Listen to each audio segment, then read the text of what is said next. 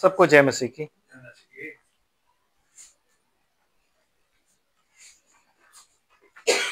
आमीन। वही रेवलेशन 12 अध्याय 9 आयत पढ़ते हैं। बात हम उसी पे कर रहे हैं। और वह बड़ा अजगर अर्थात वही पुराना सांप जो इब्लीस और शैतान कहलाता है और सारे संसार का भरमाने वाला है, पृथ्वी पर गिरा दिया गया और उसके दूत उसके साथ गिरा दिए गए। आमीन। परमेश्वर की आशीष उसके पवित्र वचन के पढ़े और सुने जाने पर खुदावंद प्रभु यीशु मसीह के नाम में हमेशा हमेशा होती रहे। Praise the Lord. आप लोग अपनी जगहों पे बैठ जाइए। आमीन। यस।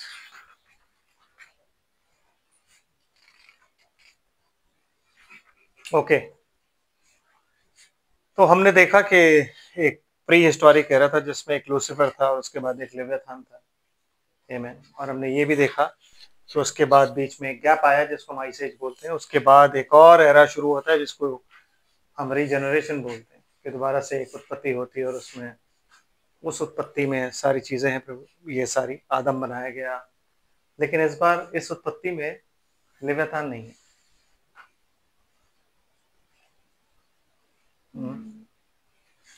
चीजें स्पिरिचुअल होती जा रही है। आमीन।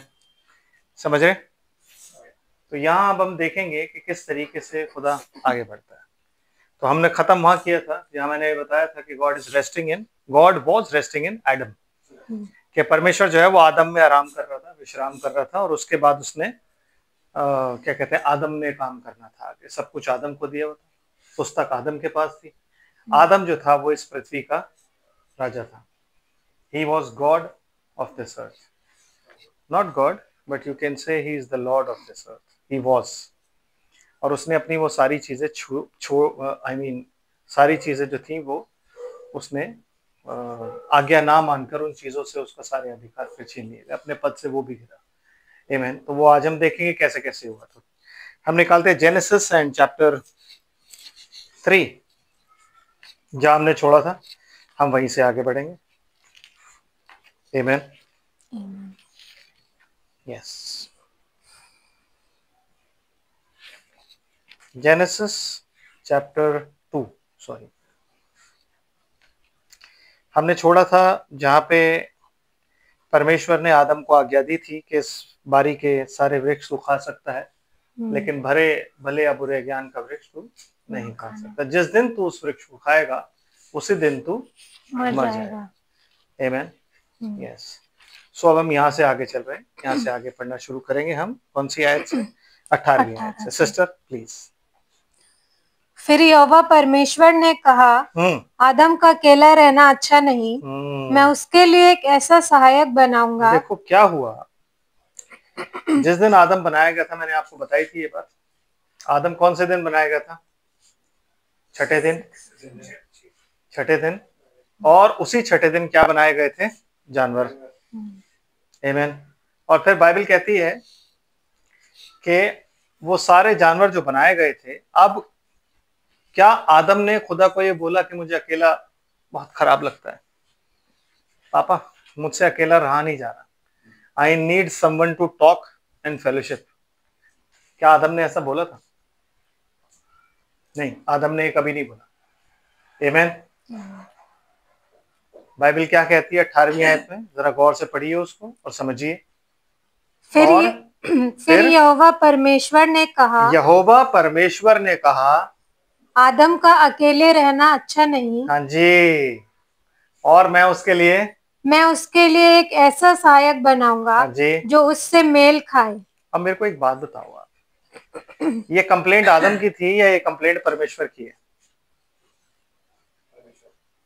आदम की तो नहीं है भाई। आदम ने तो एक बार भी नहीं बोला कि पापा आज मैं बहुत थक गया हूँ, आज मैं बहुत फ्रस्ट्रेटेड हूँ क्योंकि मुझसे कोई बात करने वाला नहीं और मैं बड़ा परेशान हूँ कि आके किससे बात करूं। आमीन।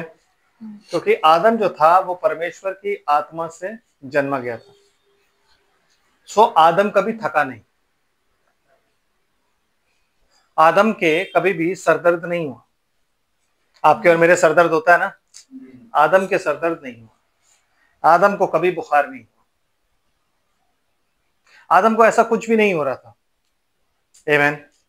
तो क्या हुआ कि परमेश्वर ने जब आदम को बनाया, अदन को बनाया, सारी चीजें बनाई, उसके बाद परमेश्वर जो था वो ट्रैप हो गया था। मतलब परमेश्वर जो था वो आगे नहीं बढ़ पा रहा था। आमेन। परमेश्वर को आगे बढ़ना था और वो चाहता था कि वो एक फादर बने, एक हीलर बने, एक रिडीमर बने। आमेन। ये सारे गुण, यहोवा राफा, यहोवा निस्सी, यहोवा शालूम, ये सारे नाम वो चाहता था। ये नाम अभी तक उसके अंदर ही है, लेकिन ये नाम ना आगे नहीं बढ़ पा रहे हैं, निकल नहीं पा रहे। मतलब वो अपने एट्रीब्यूट शो नहीं कर पा रहा है कि मैं हीलर हूं। क्योंकि जब भी वो आदम से बोले बेटे तो ठीक है, कोई मतलब सर दर्द कहते तो वो क्या होता है, मुझे तो पता ही नहीं। शाम के समय जब दोनों मिलते थे तो मुझे बेटे तो ठीक है, थका तो नहीं? कहता थकान क्या होती है मुझे नहीं पता। यीशु मसीह थकता नहीं, क्या थकता था? रात को वो प्रार्थना करता था, दिन में वो काम करता था। कहता है मनुष्य के पुत्र के लिए सर धरने की भी जगह नहीं। समझ रहे हो आप? तो आदम जो था ना, अब आदम जब खुद परमेश्वर उससे रोज मिल रहा है और परमेश्वर देख रहा है कि यार ये मेरा बच्चा थक नहीं रहा है, इसको किसी चीज की जरूरत नहीं है, इसे हीलिंग नहीं चाहिए, इसे रिडेम्पशन नहीं चाहिए, इसे कुछ भी नहीं चाहिए। और अगर हम उसी स्टेट में रहते तो खुदा कभी भी हीलर, रिडीमर, सेवियर, वॉरियर, जो आप 5 नाम लेते हो ना, युक्ति करने वाला, पराक्रमी, शांति का राजकुमार, ये सब चीजें वो नहीं बन पाता। ये कब आती? ये तभी आनी थी जब आदम गिरता, और आदम तो गिर ही नहीं रहा था भाई, because he was direct creation. और कहता है जो परमेश्वर की आत्मा के चलाए चलते, हमने पढ़ा था ना यूहन्ना में, पहला यूहन्ना में, कि जो परमेश्वर की आत्मा के चलाए चलते हैं वो पाप करते ही नहीं। तो वो भले और बुरे के ज्ञान का वृक्ष वहां पे है, लेकिन आदम को उससे कोई फर्क नहीं पड़ रहा है। अब आदम कितने दिन उस पेड़ को बिना उससे मतलब उस पेड़ को इग्नोर करके कितने दिन तक जीता रहा, ये मुझे नहीं पता, मैं नहीं जानता। क्योंकि इसमें ईडन में पता नहीं था कि कितनी लाइफ नहीं थी, पता नहीं लग रही थी। वैसे ही जैसे मूसा 40 दिन और 40 रात जब ऊपर रहा ना, मूसा को नहीं पता वो कितने टाइम ऊपर है, क्योंकि ऊपर रात नहीं होती थी, ऊपर तो दिन ही था। आमेन। जब वो नीचे आया तो उसे पता लगा कि मैं 40 दिन और 40 रात ऊपर था। इसलिए मूसा को ना तो भूख लगी ना प्यास लगी। 40 दिन का कॉन्सेप्ट जो फास्टिंग का है ना, यीशु मसीह के बाद है। उससे पहले मूसा जो था उसको तो मालूम ही नहीं था कि मैं कितने दिन ऊपर हूं। आमेन। क्योंकि वहां पे रात नहीं हो रही थी, खुदा बात कर रहा है और बात चल रही है और वो डिक्टेट कर रहा है और मूसा लिख रहा है। तो जब आप खुदा की प्रेजेंस में होगे आप थक नहीं सकते। जब आप खुदा की प्रेजेंस में होगे तो आपके सर दर्द नहीं हो सकता। जब आप खुदा की प्रेजेंस में होगे तो आपको भूख नहीं लग सकती, क्योंकि मनुष्य केवल रोटी से ही नहीं, हर एक उस मुख से जो परमेश्वर के, हर एक उस वचन से जो परमेश्वर के मुख से निकलता है जीवित रहता है। तो वो परमेश्वर को उसको डिक्टेट कर बाइबल लिख पा रहा था और लिख रहा था, और उसे पता ही नहीं था कितना टाइम हो गया। वो तो जब उठा परमेश्वर ने कहा चल अब जा नीचे जा, जाके देख तेरे लोग जो जिन्हें तू लेकर करके देखा है ना बिगड़ गए, जिनकी तू पैरवी करता रहता है। आमीन। समझ रहे हो आप? तो आदम जब खुदा की हुजूरी में था, उस ईडन में था, उस ईडन में there was life, tree of life वहीं पे था ब्रदर। तो उसको जरूरत नहीं थी, वो भरपूर कोशिश कर ले शैतान, लेकिन आदम को नहीं गिरा सकता, बिकॉज आदम जो था वो परमेश्वर के वचन से जी रहा था। कौन सा वचन? कि जिस दिन तू इस पेड़ का फल खाएगा उस दिन मर जाएगा। तो आदम उस वचन के अनुसार, उस आज्ञा का पालन करके ही जी रहा था। इसलिए बाइबल कहती है जो परमेश्वर के पुत्र होते हैं वो परमेश्वर की आत्मा के चलाए चलते हैं, वही परमेश्वर के पुत्र हैं जो आत्मा के चलाए चलते हैं। तो आदम ने अपनी बुद्धि नहीं लगाई कि मैं देख भी लूं उस तरफ, क्योंकि बाइबल ये बताती है कि जब मिस्र से इजरायली निकले आ रहे थे तो परमेश्वर ने क्या बोला? परमेश्वर ने कहा तुम ना दाएं देखना ना बाएं देखना। तो वो दाएं बाएं की कोई जरूरत ही नहीं है, वो सिर्फ वचन पे चल रहा था। परमेश्वर का वचन उसके मार्ग के लिए उजाला था और उसके पैरों के लिए ज्योति था, और वो उसी के अनुसार चलता था। But God was trapped. आमीन। और अगर तब से आज तक ऐसे ही चलता रहता तो ब्रदर आप जिस खुदा को आज सेवियर कहते हो ना, वो सेवियर नहीं होता। आमीन। होता? नहीं होता, वो सेवियर नहीं होता। आप जिस खुदा को रिडीमर कहते हो वो रिडीमर नहीं होता, आप जिसे हीलर कहते हो वो हीलर नहीं होता। ये सारी चीजें निकालने के लिए ना परमेश्वर ने कहा आदम का अकेले रहना अच्छा नहीं ब्रदर, मैं तो ऐसे ही रह जाऊंगा, नहीं तो ये दुनिया आदम यूं ही चलाता रहेगा, ना पसीना ना बुखार ना सर दर्द ना अकेलापन, अकेलापन तक नहीं लग रहा ही, वो फ्रेश रहता था हमेशा। यस, जब भी मिलने आए परमेश्वर उससे हाय डैड, वो बिल्कुल फ्रेश रहता था और जाके मिलता, और कैसे हो आप, मैं तो ठीक हूं लेकिन तू, अरे बिंदास, क्या चीज बनाई है, क्या जगह बनाई है आपने, अच्छे पेड़, अच्छी ये, धन्यवाद आपका पहाड़ों के लिए, इनके लिए, उनके लिए। भाई साहब he used to thank always. तो परमेश्वर जो था वो ये चाहता था कि अब मैं आगे बढ़ूं। तो आदम ने कंप्लेंट नहीं करी, परमेश्वर ने कहा आदम का अकेले रहना ना ब्रदर अच्छा नहीं, तो मैं उसके लिए एक ऐसा सहायक बनाऊंगा जो उससे मेल खाए। आमीन। क्यों? क्योंकि मुझे आगे बढ़ना है, और आगे बढ़ने के लिए ना आदम तो नहीं गिरेगा, लेकिन कोई ऐसा होना चाहिए। यस। सो क्या हुआ फिर?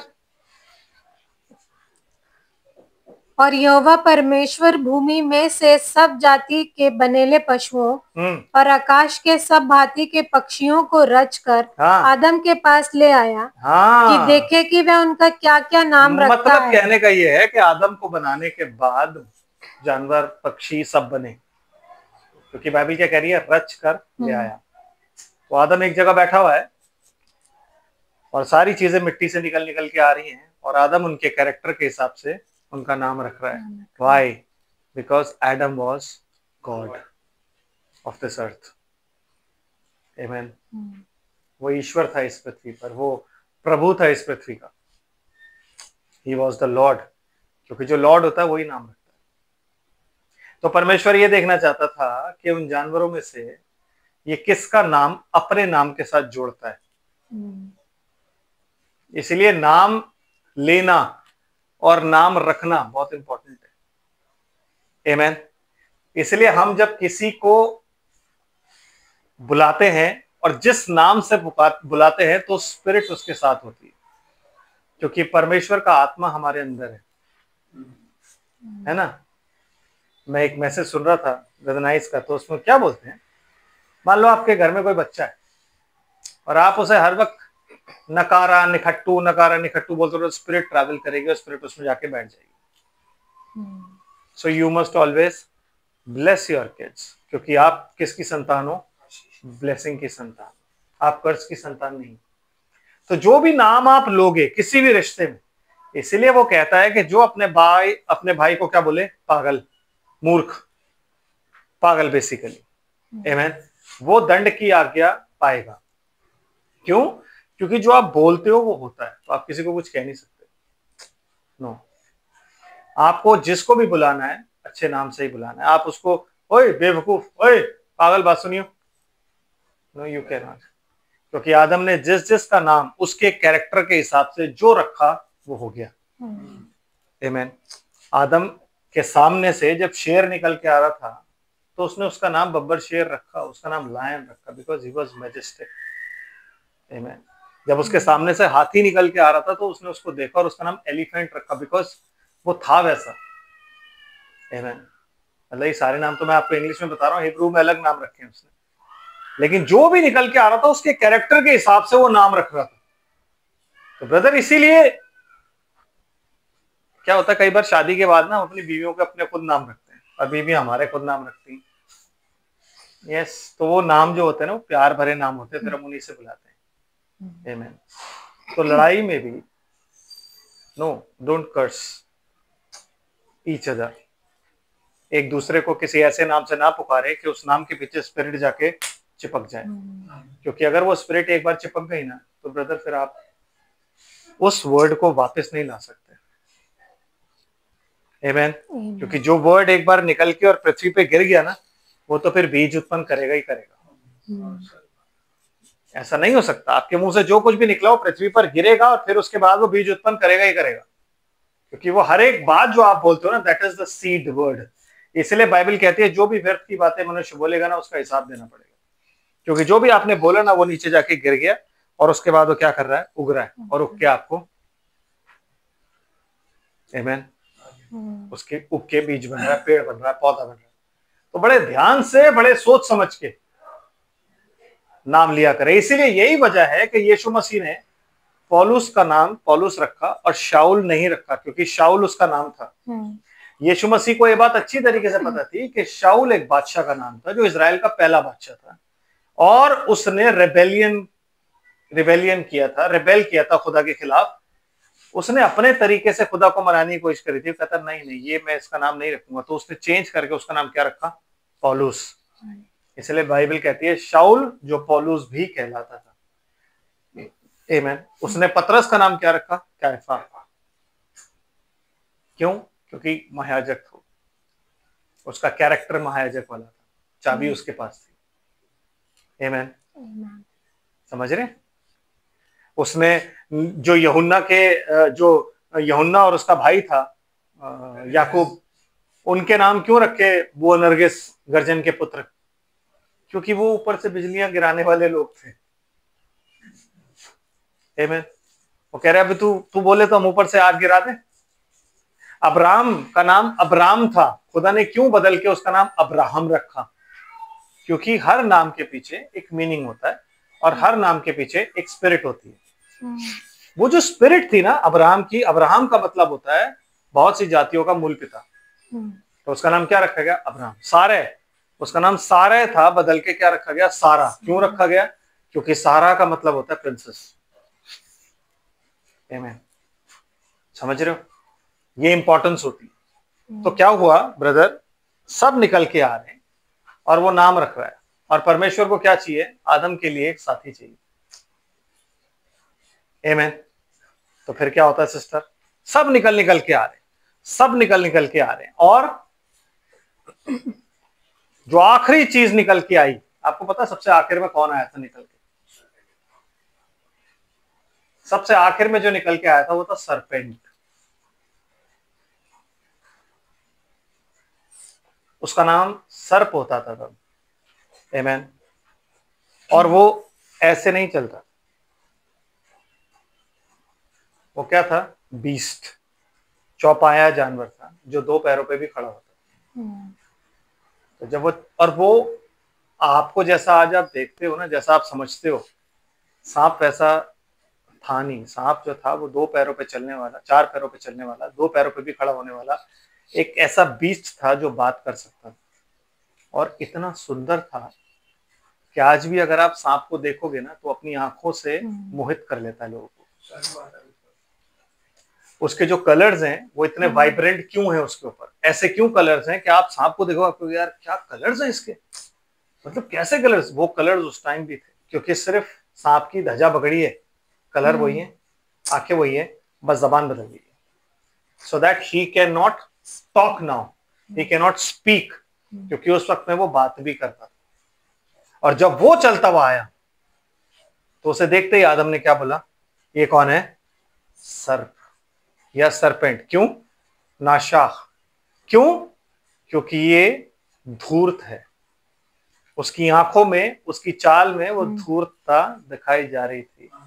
वो ऐसे नहीं चलता आ रहा था यूं करके, नो नो, वो स्टाइल से यूं चलता आ रहा था, जैसे मॉडल्स चलते हैं ना, वो वैसे चलता आ रहा था। और जब वो सामने से चलता हुआ आ रहा है तो आदम बैठ के उसको देख रहा है। आदम कह रहा है इसका नाम क्या होगा? सर्प। और वो उस पूरी एनिमल किंगडम का किंग था। यस ब्रदर, क्योंकि एक वही ऐसा जानवर था जो आदमी से भी बात कर सकता है और जानवर से भी बात कर सकता है। वही ऐसा एक जानवर था, एक बीस्ट था। आमीन। सो उसके पास सारी क्वालिटीज थी कि वो किंग ठहरे, तो इसलिए वो किंग था। सारे जानवर निकल करके आए, सारे पक्षी निकल करके आए, सबके नाम दिए गए। सर्प का नाम सर्प दिया। किसने दिया? आदम ने दिया। क्यों दिया? कैरेक्टर की वजह से दिया। आमीन। इसलिए जब आप यीशु मसीह की बात करते हो तो यहूदा का सिंह है, तो वो कैरेक्टर है कि उकाब है, वो कैरेक्टर है। हर चीज जो है वो एक कैरेक्टर है। ये कैरेक्टर किसने देखे? आदम ने देखे और उसने नाम दे दिए। नेवर थिंक, कभी मत सोचो आप ये बात कि जो सरपेंट था ना वो कोई बहुत बाल वाला, कोई वैसा नो नो नो, नहीं। सरपेंट जो था वो एक बहुत ही हैंडसम था, जानवर था, बहुत बड़ा था, अजगर टाइप था, तगड़ा, लंबा, because he was the beast. वो लंबा था काफी, आमेन, यस, वो लंबा था काफी और बहुत तगड़ा था वो। आदम से थोड़ा लंबा था वो। आदम अगर 8 फुट का है, आदम अगर 8.5 फुट का है, तो वो 11-12 फुट का था। आमेन, हाँ, वो बीस्ट है। वो सर बीस्ट। आप बीस्ट का मतलब क्या होता है? जब आप किसी बड़े से बंदे को देखते हो ना, बॉडी बिल्डर को, आप क्या कहते हो? भाई बीस्ट है वो तो यार। बोलते हो नहीं बोलते यार? हैं? क्यों? क्योंकि वो जानवर जैसा ही दिखता है। वो जानवर जैसा ही होता है, वो अपने आप को जानवर जैसे ही दिखाता है, अपनी ताकत, अपने मसल्स, अपनी हाइट और अपनी हर चीज से वो क्या दिखाता है? बीस्ट। इसलिए कई ऐसे सप्लीमेंट्स भी होते हैं बॉडी बिल्डिंग की दुनिया में जिनके नाम बीस्ट प्रोडक्ट होता है, बीस्ट बनाते हैं। बीस्ट मोड होता है उसमें, क्या बीस्ट मोड में चले जाते हो। ऐसी बहुत सी चीजें। व्हाई? बिकॉज बीस्ट का मतलब होता है बड़ा, जानवर जैसा दिखने वाला। वो वैसा था ब्रदर। आमीन। और खुदा सबको लेकर के आया और उसको भी लेकर के आया। और जब उसको लेकर के आया और उसको दिखाया, जब उसके सामने लाया, तो उसने इसका क्या नाम रखा? सर्प। वो भी पास हो गया। सारे के सारे जानवर तो थे, वो पास हो गए। अब वो जानवर किसके सामने थे? वो हर एक जानवर आता था और अब आदम के आगे ऐसे करता था और निकल जाता, because Adam was the king, there king, Lord, there king. आमीन। और वो सारे जानवर आदम का हुक्म मानते थे, क्योंकि आदम सबसे बात कर सकता। समझ रहे हो ना? आदम सबसे बात कर सकता। यस। फिर क्या हुआ?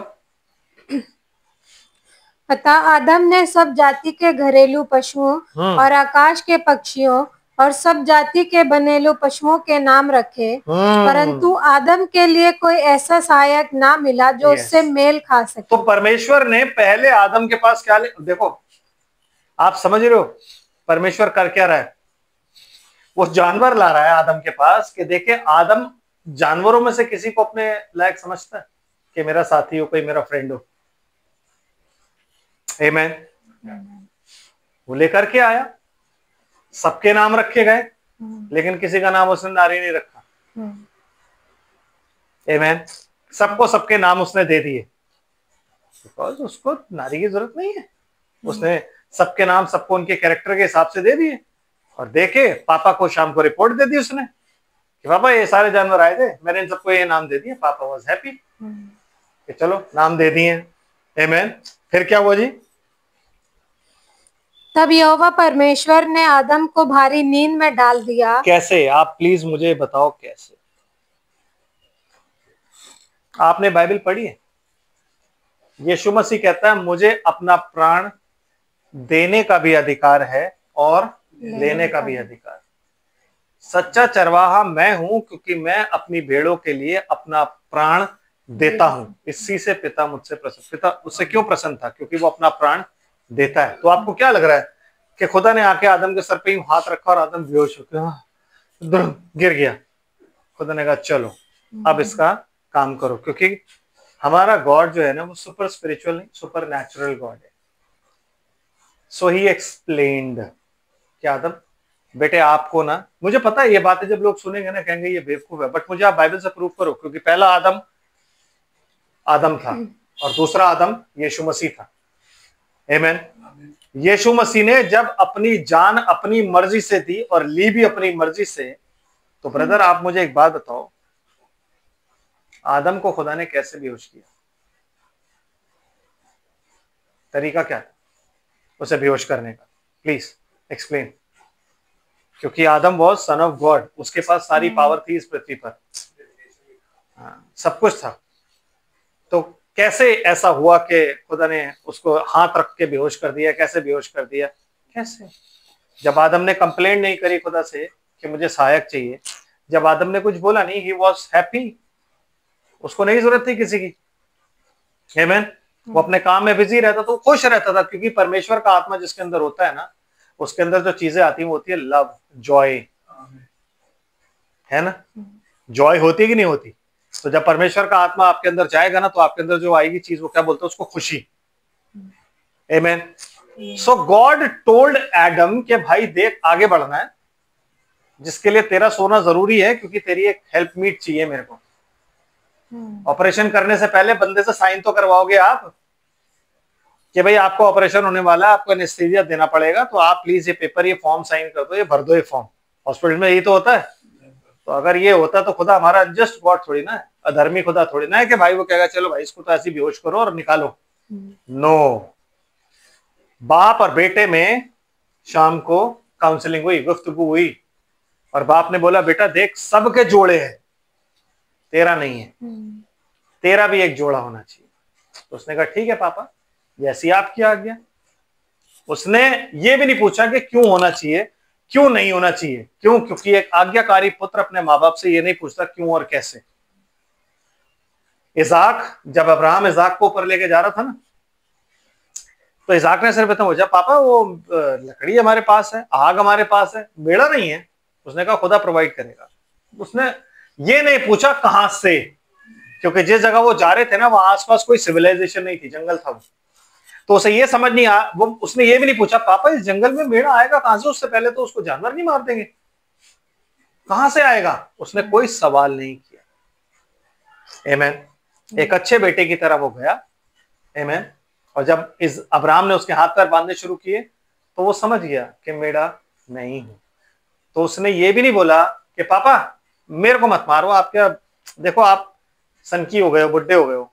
नो, उसने कहा पापा मेरे हाथ ना पीछे बांध दो। उसने बोला बेटा क्यों। कहता नहीं पीछे बांध दोगे ना तो फायदा ये रहेगा कि मैं फिर आराम से कट जाएगी गर्दन, तो कहीं ऐसा ना मैं आपको रेजिस्ट कर दूं उस टाइम। तो उसने अपने हाथ भी पीछे बनवा लिए। आमेन। आदम वैसा ही बेटा था। तो खुदा ने जब बोला कि आप बेटा आपको सोना पड़ेगा, आपकी एक छोटी सी सर्जरी करेंगे, तो आदम क्या हुआ, वैसे ही मर गया जैसे मसीह मरा। क्योंकि अगर मसीह नहीं मरता तो उसकी पसली से ब्राइड नहीं निकलती, जहां पे भाला मारा गया था। और आदम नहीं मरता तो उसकी पसली से ब्राइड नहीं निकलती उसकी। अगर पहले आदम मरा है तो दूसरे आदम को भी मरना है, सेम स्ट्रक्चर में। आमेन। इसलिए जब डिनोमिनेशन कहती है एडमिक नेचर खराब है, तो उनको पता ही नहीं एडमिक नेचर होता क्या है, वो नहीं जानते। वो इतना आज्ञाकारी पुत्र था कि उसने बोला ठीक है पापा मैं सोता हूं, और उसने क्या किया, लेट गया। आमेन। ही डाइड इन अ वे, एक तरीके से उसने मृत्यु ले ली। आमेन। और फिर क्या हुआ, जब उसने मृत्यु ले ली तब क्या होता है, परमेश्वर क्या करता था, और जब वह सो गया तब उसने उसकी एक पसली निकाल कर उसकी जगह मांस भर दिया। अटपटा नहीं लगता? आदमियों की भी उतनी पसलियां होती है जितनी औरतों की होती है। पहले हम सोचते थे, हम जब डिनोमिनेशन में थे ना तब हमें यह टीचिंग दी गई थी कि आदमियों की एक पसली कम होती है और औरतों की एक ज्यादा होती है। यस, डिनोमिनेशन की टीचिंग थे और हम यही सोचते थे। वो तो हमारी आंखें इस फेथ में आके खुली हैं कि भाई पसलियां उतनी ही है। ये फिगरेटिव लैंग्वेज है। आमेन। आपकी बॉडी में सिर्फ एक ही हड्डी ऐसी होती है जो खुद बढ़ती है, आपको उस पर कोई प्लास्टर प्लूस्टर लाने की जरूरत नहीं पड़ती। कौन सी होती है वो पता है? पसलियां, रिब्स। यस। तो ऐसा नहीं है कि, और बाइबल कह रही है उसकी जगह उसने क्या किया, मांस भर दिया। तो उसने मांस भर दिया। मांस भरने के बाद क्या आदम के यहां पे टाकों के निशान थे? What about the wound of Everett? Yeshu Masih जब आता है चेलों से मिलने, कहते नहीं क्या मेरी उंगलियों में हाथ डालो, मेरे पांजर में, मेरी उंगलियों में, हाथों में उंगलियां डालो, पांजर में हाथ डालो, बोलता नहीं है? तो आदम का निशान कहां था?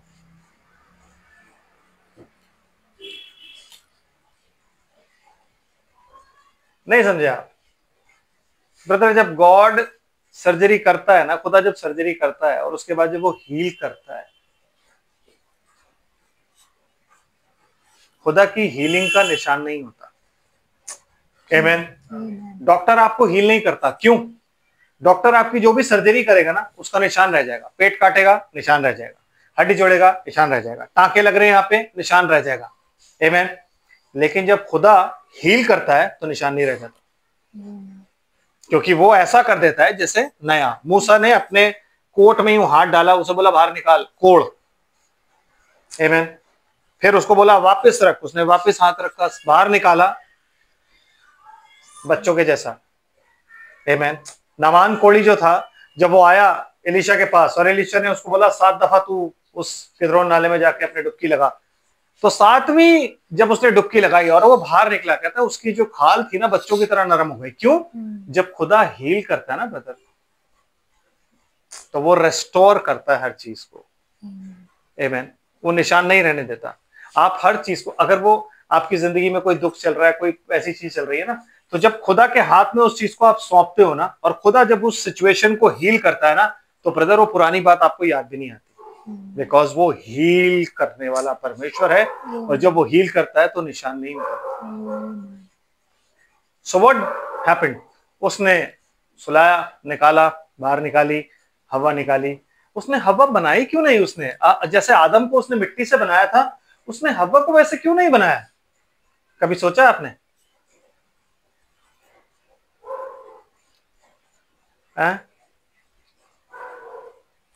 कभी सोचा?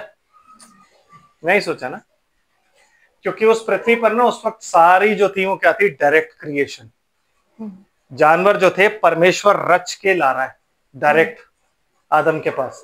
आदम को परमेश्वर ने डायरेक्ट रचा है। आमीन। अब उसे आगे पढ़ने के लिए बाय प्रोडक्ट चाहिए। जब तक बाय प्रोडक्ट नहीं होगा ना, तब तक वो आगे नहीं बढ़ पाएगा, क्योंकि उनमें से कोई भी नहीं गिर रहा है।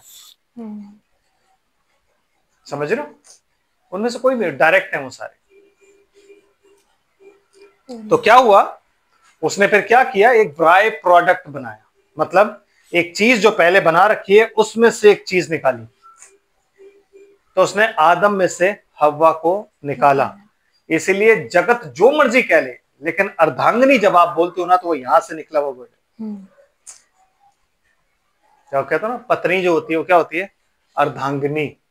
तो वो यहां से निकला हुआ वर्ड। आमीन। समझ रहे हो? एक अजीब सा रिश्ता होता है, दो ऑपोजिट होते हैं लेकिन उनको एक साथ जोड़ा जाता है। आमीन। समझ रहे हो? और क्यों जोड़ा जाता है? क्योंकि वो आज से नहीं है, वो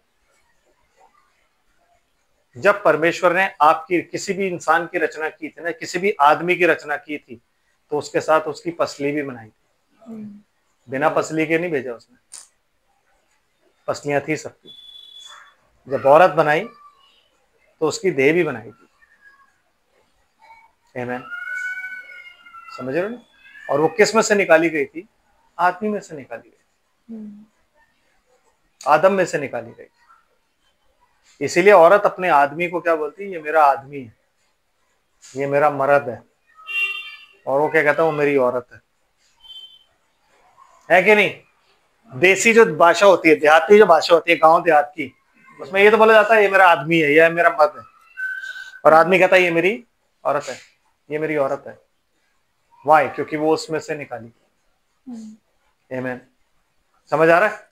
यस सिस्टर, थोड़ा सा आगे चलते हैं धीरे धीरे। तब यहोवा परमेश्वर ने आदम को भारी नींद में डाल दिया, और जब वह सो गया तब उसने उसकी एक पसली निकाल कर उसकी जगह मांस भर दिया। हाँ जी। और यहोवा परमेश्वर ने उस पसली को जो उसने आदम में से निकाली थी स्त्री बना दिया। स्त्री बना दिया उसने, उस पसली को स्त्री बना दिया। आमीन। That is the power of God. Yeshu Masih में से जो पसली उसने निकाली थी, उसमें से क्या बना दिया? उसकी ब्राइड बना दी। आमीन। है ना? वैसे ही आदम में से उसने क्या किया? आदम ने से उसने उसकी स्त्री बनाई, उस पसली से उसने स्त्री बना दी। और स्त्री बना के क्या किया सिस्टर? और उसको आदम के पास ले आया। उसको आदम के पास ले आया, विच मीन्स जब उसने पसली निकाल ली, पसली निकाल लेने के बाद उसने क्या किया? आदम को दोबारा रेजरेक्ट किया, उसका एनेस्थीसिया खत्म किया, उसको रेजेक्ट किया। कैसे? जैसे यीशु मसीह को किया था। और फिर उसकी पत्नी को उसके पास ले आया। सो समझने वाली बात यह है कि हर एक पत्नी को जिंदा रखने के लिए पति को मरना होता है ब्रदर। यस, ये उसूल है, बाइबल का उसूल है कि अगर आपकी पत्नी खुश है तो आपके काम सफल है। बाइबल में लिखा हुआ है कि पत्नियों के साथ बुद्धिमानी से व्यवहार करो, उन्हें कमजोर पात्र जानकर उनकी इज्जत करो। आमीन। कहीं ऐसा ना हो कि तुम्हारी प्रार्थनाएं रुक जाएं, क्योंकि तुम दोनों एक ही अनुग्रह के वारिस हो। विच मीन्स अगर आपकी पत्नी है तो आपको मालूम होना चाहिए कि मेरी पत्नी जो है वो क्या है, कमजोर पात्र है और वो गिरेगी। आपकी जितनी बुद्धि उसमें नहीं होगी। वाई? बुद्धि किसकी? परमेश्वर वाली बुद्धि, क्योंकि सारा रेवलेशन आपसे ही आपके पास ही आएगा। ब्लेसिंग आपसे आएगी, कर्स आपसे आएगी, इसलिए आप हर चीज के प्रोवाइडर हो। And she is the maker. आमीन। आप घर देते हो उसको, वो होम बनाती है कि नहीं? आप उसे लाके कच्चा खाना राशन देते हो, वो उसको खाना बनाती है कि नहीं? ये सब काम कौन करता है? एक औरत ही तो करती है। आप उसे स्पर्म देते हो, वो उसका बच्चा बना के आपको दे देती है। So she is the maker।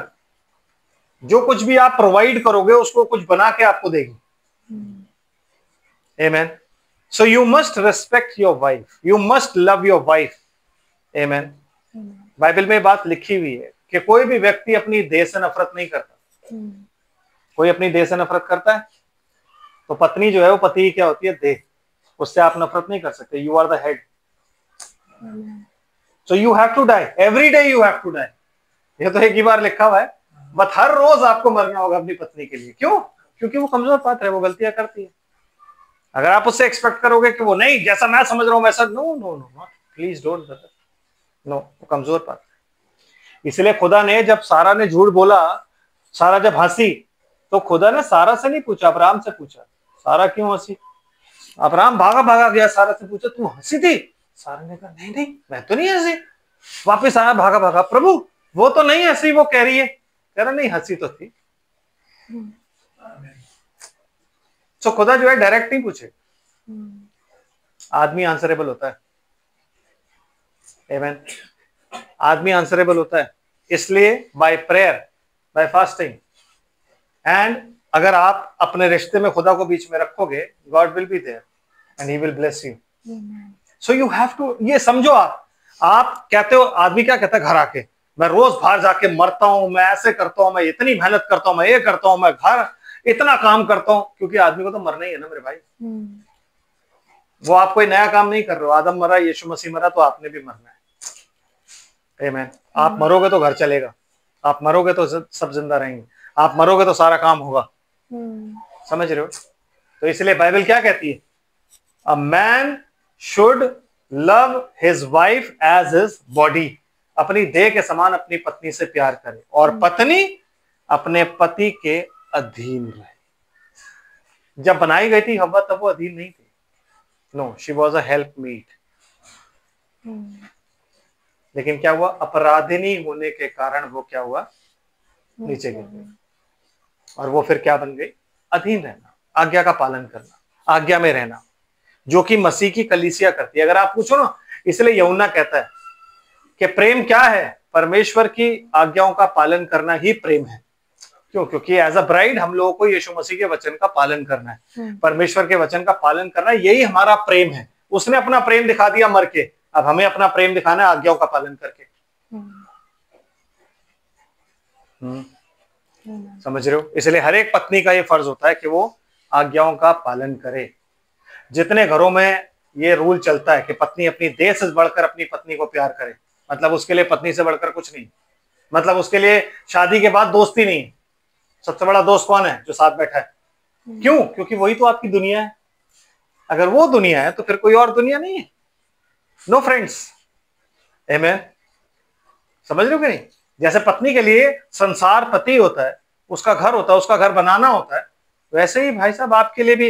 इसीलिए सिर्फ पत्नी घर छोड़ के नहीं आती, लड़का भी घर छोड़ के जाता है। आदम ने प्रोफेसी करी है, इसीलिए वो अपने माता पिता को छोड़कर अलग रहेगा। और हमारे यहाँ पे क्या होता है? हमारा लड़का हमारे लड़के को छीन के ले गई हमसे। क्यों? क्योंकि कोई बाइबल की प्रोफेसी नहीं जानता। यस, बाइबल में न्यूक्लियर फैमिलीज हैं, है कि नहीं? यस ब्रदर, यही वजह है। समझ रहे हो आप? बाइबल में, बाइबल के हिसाब से अगर आप चलो ना, तो आपको हर एक लड़की के लिए जिससे आप शादी करते हो ना, आपको हक महर देना पड़ेगा। बाइबल में सबने दिया, इसाक ने दिया, याकूब ने दिया। याकूब का हक महर क्या था? 7-7 साल की गुलामी जो उसने करी, वो उसका हक महर था। आमीन। सबके हक महर डिफरेंट है। आपका क्या है? आप अपनी पत्नी के लिए क्या कर रहे हो? क्योंकि यू हैव टू गिव। हम लोग लड़कियों से दहेज नहीं ले सकते, हमें दहेज देना होता है बाइबल के हिसाब से ब्रदर। यस, हमें देना होता है। समझ आ रहा है आप? ये बहुत इंपॉर्टेंट बात है जानना कि खुदा ने आपकी पत्नी अगर है तो उसे कहां से निकाला, और उसके लिए अगर वो गलती कर रही है तो रिपेंट आपको करना है। इसीलिए जजमेंट सीट पर खुदा सबसे पहले किन से पूछेगा? भाई ब्रैनम कहता है सबसे पहले माँ बापों से पूछेगा। सारे जो क्रिश्चियंस है ना, जो अपने आप को क्रिश्चियन कहते हैं, उन सारे बापों से पूछेगा, भाई बात सुनो, तुम्हें तुम्हारा सबसे पहला चर्च तुम्हारा परिवार दिया था, कहाँ है वो? दिखाओ दिखाओ, कहाँ है? पत्नी कहाँ है? बच्चे कहाँ है? और अगर आप नहीं दिखा पाए तो फिर क्या होगा? आमीन। तो ये ऐसा नहीं है कि शादी कर ली अब मस्त बत कोई नहीं घर। नो नो नो, शादी एक ऐसी चीज है कि शादी के बाद आपकी अपनी किंगडम शुरू हो जाती है। आप एक किंग बन जाते हो। उससे पहले आप क्या होते हो? प्रिंस। और लड़की क्या होती है अपने घर की? प्रिंसेस। क्योंकि लड़की का बाप कौन होता है? किंग। और लड़के का बाप कौन होता है? किंग। आमीन। यही वजह है कि जब लड़की का हाथ लड़की का बाप लड़के के हाथ में देता है तो किंग बदल जाता है ब्रदर। वहां पे पहले किंग कौन होता है? लड़की का बाप। दूसरा किंग कौन आ गया? लड़का आ गया, वो किंग है। इसलिए father has to give her hand to the boy. इसलिए बाप ही हमेशा लेके आता है, बाप ही कन्यादान करता है। चर्च में बाप ही लेके आता है। क्यों? क्योंकि बाप को ही देना होता है। शादी ब्लेस तभी होती है जब बाप हाथ देगा और खुशी से देगा कि हाँ ये मुझे लड़का पसंद है, क्योंकि लड़का ही हाथ मांगने जाता है। वो अपने आप को दिखाता है कि हाँ यार मैं कैपेबल हूं खिलाने के। तो बाप खुशी से जब हाथ देता है, yes he is the king, he is the man. क्या बोला जाता है उसको? Man, the man, he is the man. Who is the man? पूछते नहीं है किससे शादी हो रही है, हु इज द मैन? मतलब आदम। वो उस दिन क्या बन जाता है? Who is the man. इसका मतलब ये नहीं है कि मेरी किसी चर्च में, मेरे चर्च में शादी हो रही तो मैं ऐसे पढ़ने लग जाऊं उसका नाम लेके कि फिर सारे जानवरों को बना करके उसके पास। ये स्टुपिडिटी है। यस, ये स्टुपिडिटी है। आपको पता ही नहीं है कि बाइबल के, आपको ये नहीं पता कि बाइबल का इस्तेमाल करना कैसे है। आप यूं ही पहले जा रहे हो हर चीज को। चलने दे भाई, कोई बात नहीं, चलने दे, जैसा चल रहा है चलने। क्योंकि हमारे चर्च में हो रहा तो हमें क्या टेंशन। सब लोग उस पर भी आमीन और प्रेज द लॉर्ड, जो आमीन और प्रेज द लॉर्ड उस पर कर रहा है ना, ऊपर जाके जवाब देगा। यस, वचन को व्यर्थ में नहीं यूज करते आप कभी भी। यू नेवर नो कि उस आदमी के अंदर कौन सी स्पिरिट है जिसका नाम आप यहां डाल रहे हो। सिर्फ इसलिए कि मेरे चर्च का है, मैं सबके नाम थोड़े ना डाल के कुछ भी पढ़ दूंगा। पढ़ सकता हूं मैं? नहीं। आदम आप जानते नहीं हो कौन था? यीशु मसीह कहता है जितने मां के पेट से जन्मे है ना, यस, आदम मां के पेट से नहीं जन्मा। उससे कहां अपने आप को कंपेयर कर रहे हो आप? आमीन। जितने मां के पेट से जन्मे, यूहन्ना बपतिस्मा देने वाला उन सब में सबसे बड़ा है। मतलब यीशु मसीह ने अपने आप को भी छोटा कर दिया था उस पर। आप और मैं कहां कंपेयर कर रहे हैं? आदम ही था सिर्फ एक जो यूहन्ना बपतिस्मा देने वाले से बड़ा था। उसके अलावा कोई बड़ा नहीं था, क्योंकि वो मां के पेट से नहीं जन्मा है। आपको पता तो कुछ है नहीं, कुछ नहीं पता, बस धड़ाधड़ धड़ाधड़ धड़ाधड़। मैं हैरान हो गया देख के चीजें, क्या है यार ये ड्रामा, कमाल है यार। डायलॉग कोई और, नाम कोई और, भिड़ा दो। उस दिन जवाब देना पड़ेगा, उस दिन। आमीन। समझ रहे हो ना? हर आदमी को मरना है, हर आदमी को अपनी औरत के लिए मरना होता है, हर आदमी को। और हर औरत को आदमी की आज्ञा का पालन करना होता है। समझ आ रहा है? समझ रहे हो कि नहीं? तो आप ये नहीं कर सकते कि आप कमा के लेके आ रहे हो और कमा के लाके अपनी आधी अपनी तनख्वाह अपने जेब में रख ली सीक्रेटली और बाकी आपने औरत को दी। इतना ही मिली है, इतना ही है मेरा काम है। ऐसा होता है? नहीं होता ब्रदर। और आप जबरदस्ती ये भी नहीं कह सकते कि भाई तुझे भी अपना घर छोड़ना पड़ेगा। It is his will, he has to. आज नहीं तो कल, ही हैज टू। यस, क्योंकि बाइबल की प्रोफेसी है। आप अगर बिलीवर हो तो बाइबल की प्रोफेसी पूरी होगी आपके लिए। और वो आप, बिकॉज आप किंग बन गए हो, आपकी अपनी किंगडम है, तो अपनी किंगडम में अपने बाप के नीचे तो नहीं रहोगे ना आप। समझ रहे हो? आपकी किंगडम में आपको प्रोवाइड करना है। You are the king. आपके बच्चे, आपकी बीवी और आपके आगे, अब आपकी किंगडम बन गई है। अब आप किंग के, अब आप प्रिंस नहीं हो। वो बात अलग है कि बाप बूढ़ा और अकेला और आपने रखा हुआ है, तो वो चीज अलग है, लेकिन बाप के घर में थोड़ा ना रहोगे यार। आमेन। समझ आ रहा है सिस्टर ब्रदर आप लोग को? आमेन। बूढ़े माँ बाप है, टेक केयर करनी, वो अलग चीज होती है। No, but if you when you get married, आपको अपने पैरों पे खड़ा होना चाहिए, क्योंकि आप किंग हो और वो क्वीन हो गई है, क्वीन ऑफ द हाउस। क्योंकि हाउस ही जो होता है ना, वही एक किंगडम होती है, उसके अलावा कोई चीज किंगडम नहीं होती। आमेन। समझ रहे हो? यस सिस्टर, थोड़ा सा आगे चलते हैं। तब आदम ने कहा, अब ये मेरी हड्डी में की हड्डी। सबसे पहला प्रचार आदम कर रहा है। उसने अभी तक सर्प को प्रचार नहीं किया, उसने शेर को प्रचार नहीं किया, उसने किसी को प्रचार नहीं किया। सबसे पहला प्रचार कर रहा है किसको? सबसे पहला रेवलेशन बता रहा है किसको? अपनी पत्नी को। इसीलिए जब रिलेशनशिप में आप जाते हो या जब शादी होती हो, शादी के बाद आप नाम जरूर रखते हो अपनी पत्नी का, कोई ना कोई, है कि नहीं? क्योंकि आदम के पास जब हवा को वो ले गया, तब क्या हुआ? उसने क्या बोला? ये अब ये मेरी हड्डी में की हड्डी, हाँ, और मेरे मांस में का मांस है, हाँ, इसलिए इसका नाम नारी होगा। That is called revelation brother. ये रेवलेशन आदम के पास था कि जानवरों में से किसी का नाम नारी नहीं हो सकता। आमेन। नारी नाम किसका होगा? जो मुझ में से निकाली जाएगी। तो खुदा ने उसको नहीं बोला बेटे आपकी ने एक पसली निकाल के मैं एक औरत बनाऊंगा आपके लिए, वो आपकी हड्डी में की हड्डी और आपके मांस में का मांस होगी, जो वो निकाली जाएगी ना तो उसका नाम नारी होगा। नो, ये टीचिंग खुदा ने नहीं दी। बाय रेवलेशन, बिकॉज वो परमेश्वर का पुत्र था, उसको मालूम थी हर चीज। आमेन। तो उसने, उसको ये चीज मालूम थी। जैसे ही सामने आई उसने बोला अब ये मेरी हड्डी में की हड्डी और मेरे मांस में का मांस है, तो ये नारी कहलाएगी क्योंकि ये नर में से निकाली गई है। आमेन। सो फर्स्ट प्रीचिंग कहां होती है? वाइफ को। दैट इज वाई ये बोला जाता है कि आप सबसे पहले पास्टर जो होते हो ना, अपनी पत्नी के पास्टर आप हो। पत्नी जो होती है बच्चों की पास्टर होती है। तो अगर आप अपनी पत्नी को ही नहीं सिखा सकते ना ब्रदर, तो आप खुदा की सेवा में आगे बढ़ोगे कैसे? सबसे पहली जो आपको दी जाती है चीज वो क्या होती है? उद्धार के बाद अगर पहला कुछ खुदा ने दिया दूसरा कुछ, तो वो पत्नी है। तो अगर आप अपनी पत्नी को ही नहीं वचन सिखा पाए तो फिर आप आगे कैसे बढ़ोगे? तो खुदा के सामने आप आंसरेबल नहीं होगे। खुदा पूछेगा नहीं कि जब मैं तेरे पास लाया तो तू तो उसको कुछ भी नहीं सिखा पाया। आमेन। समझ आ रहा है कि नहीं? फिर क्या होता है सिस्टर? क्योंकि यह नर में से निकाली गई है, इस कारण पुरुष अपने माता पिता को छोड़कर, इस कारण मतलब उस प्रचार में एक प्रोफेसी भी शामिल है।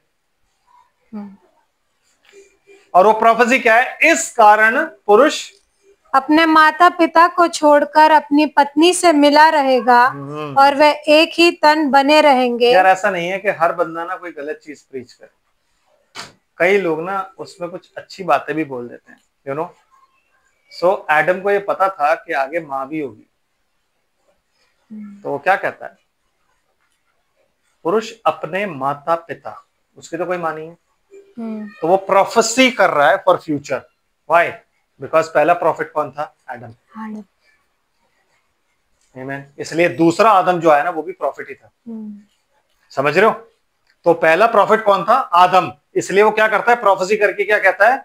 इसलिए पुरुष अपने माता पिता को छोड़कर और अपनी पत्नी के साथ मिला रहेगा। तो ब्रदर क्या आदम ने नहीं किया? उसने अपने पिता को नहीं छोड़ा अपनी पत्नी से मिलने के लिए। किया कि नहीं किया? सबको करना होता है। आमीन। सबको करना होता है। और जब सब करते हैं ना तो पिता थोड़ा तो दुख होगा ना, माता को थोड़ा तो दुख होगा ना। हमारे यहाँ तो कलेश ही मच जाते हैं कि हमारा लड़का छीन के ले गई, वो तो अच्छी आई थी, हमारा घर खराब कर दिया, ये कर दिया, वो कर दिया। ब्रदर, ये बाइबल की प्रोफेसी, अगर आप क्रिश्चियन हो तो आपको ये बात मालूम होनी चाहिए कि ये प्रोफेसी खुद आदम ने करी थी, जिसकी मां नहीं थी। तो इसका मतलब वो जानता था कि ये प्रोफेसी है, ये करनी है। आमीन। समझ रहे हैं आप? यस। एंड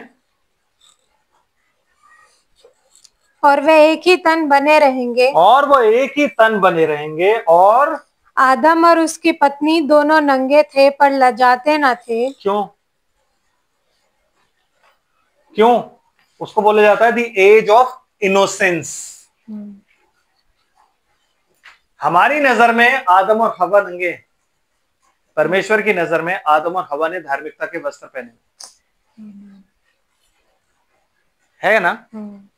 है कि नहीं? बाइबल क्या मतलब आप लोग सुनते हो लिखा हुआ है भाई आदमी नंगा आया नंगा ही चला जाएगा। नो ब्रदर, जब आप और मैं जाएंगे ना धार्मिकता के वस्त्र के साथ जाएंगे। जो प्रभु को नहीं जानता, जिसने प्रभु के वचन पर विश्वास नहीं किया, वो नंगा जाएगा। आमीन।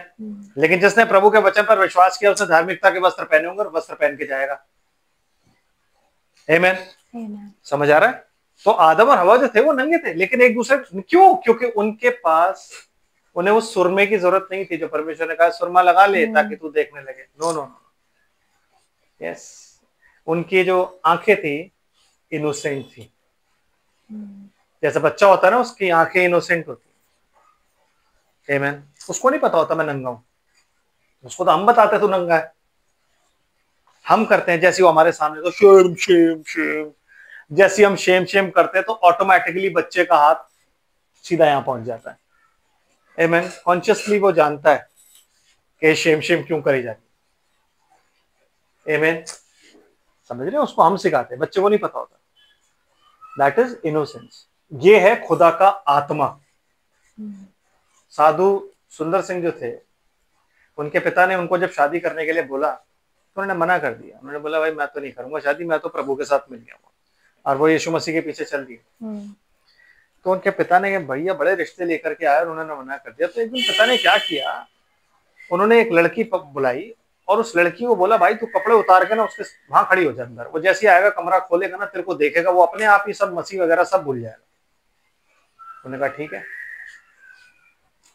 अब वो लड़की को उन्होंने निर्वस्त्र करके उसके कमरे में बैठा दिया और साधु सुंदर सिंह जैसी कमरे में घुसे।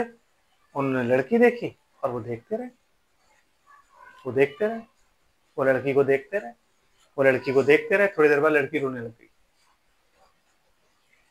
यस, थोड़ी देर बाद वो लड़की ही रोने लग गई और वो रोते रोते रोते रोते बैठ गई।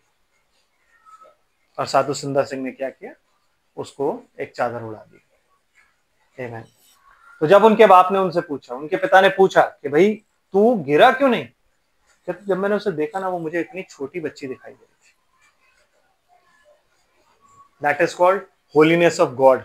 जो परमेश्वर की पवित्रता है वो ये होती है। यस, वो ये होती है। इसलिए यीशु मसीह भी, आप उसको कोई, जब वो बाग में था, जब वो वहां जंगल में था, उसके 40 दिन और 40 रात जब उसको वो प्रार्थना में रहता था। ब्रदर, जब आप प्रार्थना में रहोगे कोई चीज आपको टेम्प्ट नहीं कर सकती। आप समझो ना, जब परमेश्वर का आत्मा आपके अंदर होगा तो टेम्प्ट कोई चीज नहीं कर सकती। आप इस चीज को समझो, because you are in the spirit of God. और परमेश्वर का आत्मा ही आपको बचाता है उन चीजों से। तो जब ये हुआ तो उसके पिता ने कहा भाई अब तो हट जाओ, मतलब ये बंदा बदल चुका है, बिल्कुल ही बदल चुका है। तो उसे बोलते हैं कि एक पर्दा धार्मिकता का परमेश्वर ने आंखों पर चढ़ा रखा होता है, जिससे आप लज्जा नहीं सकते। आमीन। आप लज्जा नहीं सकते। That is the secret. समझ रहे हो बात को? यस। खत्म हो गया जी? हैं? इस कारण पुरुष अपने माता पिता को छोड़कर अपनी पत्नी के साथ मिला रहेगा और वो दोनों क्या होंगे? एक तन होंगे। तो इसलिए बाइबल कहती है कि जिन्हें परमेश्वर ने जोड़ा उन्हें मनुष्य अलग ना करे, क्योंकि वो दोनों क्या है? एक तन है। व्हाई? बिकॉज वो उसकी पसली, उसका आधा अंग है और वो उसका क्या है? पति। वो उसका पूरा सर है। तो जब कभी भी बॉक्सिंग आप देखोगे या जब कभी भी कोई एमएमए फाइट देखोगे ना, तो सबसे पहले जो चीज वो आप बचाते हैं ना अपनी, वो होती है पसलियां। या एक हाथ उनका यहीं रहता है और एक हाथ यहां रहता है, पसली बचाते हैं, वो झुक के ही लड़ते हैं, एक्सपोज नहीं करते। क्यों? क्योंकि जैसे आप पसली एक्सपोज करते हो ना, तो आपकी पसली तोड़ दी जाती है, और जब पसली तोड़ी जाती है आप फाइट हार गए, आप फाइट हार जाते हो, फिर उसके बाद आप में ताकत नहीं होती। आमेन। समझ आ रहा है आपको? तो नेवर एक्सपोज योर वाइफ, मतलब नेवर एक्सपोज योर वीकनेस, मतलब never expose the weakness of your wife to someone. कभी किसी के साथ बैठ के ना चुगलखोरी ना करो कि यार पता है मेरी बीवी तो यार, मेरी बीवी तो यार। No, you can not. Bible के हिसाब से आप गलत कर रहे हो। आप कभी भी अपनी पत्नी की बुराइयां सुन भी नहीं सकते। अगर आपके माँ बाप, आपके भाई बहन बैठ के आपकी पत्नी की बुराई कर रहे हैं, या पत्नी के सामने अगर पति की बुराई कर रहे हैं, आपको नहीं सुनना है brother, because that is your husband and that is his wife. शादी उसने किससे करी? आपसे। आपने किससे करी? उससे। आमेन। तो आप नहीं कर सकते। आपको हमेशा प्रोटेक्ट करके रखना है पत्नी को। आमेन। आदमी की बड़ी रिस्पॉन्सिबिलिटी होती है। इसलिए अब्राहम ने आके बोला नहीं प्रभु वो तो नहीं हंसी। उन्होंने बोला हंसी तो नहीं प्रभु मना कर रही हूँ। इसलिए आदमी को रिपेंट करना पड़ता है। ही हैज टू प्रोटेक्ट, खुदा के सामने भी और दुनिया के सामने भी, अपने घर वालों के सामने भी। आप बुराइयां मत करो, क्योंकि वो आपकी पसली है। और औरतें भी ये ध्यान रखें कि वो सर है, उसकी बुराइयां ना करें। आमेन। समझ आ रहा जी? क्यों? क्योंकि वो एक तन होके रहेंगे हमेशा। एक तन का मतलब वो जब भी एक तन होंगे तो फिर एक सीड आएगा, तो इसलिए वो एक तन होके रहेंगे। आमेन। यहां से आगे हम चलेंगे ऑन संडे, क्योंकि संडे हमें बहुत कुछ जानना है। अभी पति पत्नी खत्म नहीं हुआ है, अभी संडे बहुत कुछ जानना है। आमेन। प्रभु आप सबको आशीष और बरकत दे। अगर कोई प्रॉब्लम, कोई डिफिकल्टी समझ में होती है, कोई क्वेश्चंस हो, तो आप लोग प्लीज हमें भेज सकते हैं, या यूट्यूब पे भी डाल सकते हैं चैनल जो है उस पर, अगर सुनने वालों को, देखने वालों को हो रहा है तो, ताकि उनके आंसर्स भी दिए जा सके। प्रभु आप सबको आशीष और बरकत दे। हम प्रार्थना करते हैं। स्वर्ग और पृथ्वी के मालिक, तेरा धन्यवाद है तेरी सारी आशीषों के लिए, तेरे अनुग्रह, तेरे प्रेम के लिए।